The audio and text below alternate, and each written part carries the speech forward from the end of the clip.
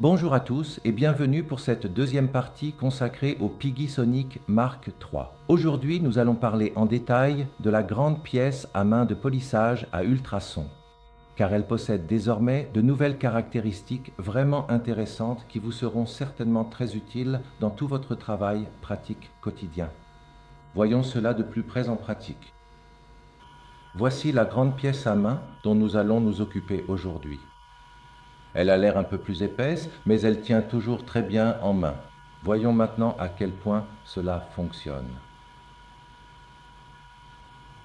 Voilà, nous allons sélectionner la fonction ultrason sur l'écran tactile, puis nous augmentons la puissance.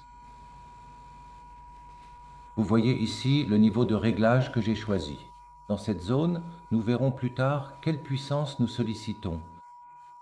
Là, vous voyez une fonction supplémentaire intéressante.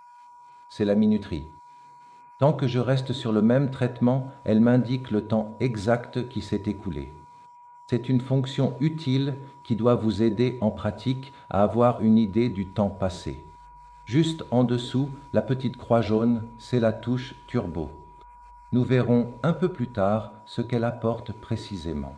Et le truc jaune, dans le bouton lecture, c'est la fonction marche-arrêt. Commençons. Alors nous travaillons en mode normal avec une lime de 10 mm de large. Elle fait 1 mm d'épaisseur. Là, vous avez de quoi traiter une surface importante. Si vous écoutez le bruit maintenant, je pense que vous serez d'accord avec moi. Ça a l'air vraiment puissant. Vous pouvez voir ici sur la barre de charge que je ne suis qu'à la moitié de la puissance maximale, ce qui est le but recherché avec les ultrasons. Si j'augmente la pression dès maintenant, vous verrez la barre de charge monter. Je vous ai parlé tout à l'heure de la fonction supplémentaire avec la minuterie. Vous voyez, tant que je continue de travailler sans jamais appuyer sur le bouton arrêt, elle compte le temps. J'ai déjà travaillé 3 minutes et 50 secondes au total avec les ultrasons. Si je redémarre, le système va continuer son cycle et vous aurez à la fin de cette étape spécifique, par exemple avec une lime en fibre céramique, une information complète sur le temps de travail total. C'est pratique, non? Bien, passons maintenant à la deuxième étape. On active le turbo, on arrête, on appuie sur le bouton turbo, on est toujours dans le même mode ultrason, donc la minuterie reste telle qu'elle. Démarrons. Alors j'ai dit, c'est une aide, pas le contraire.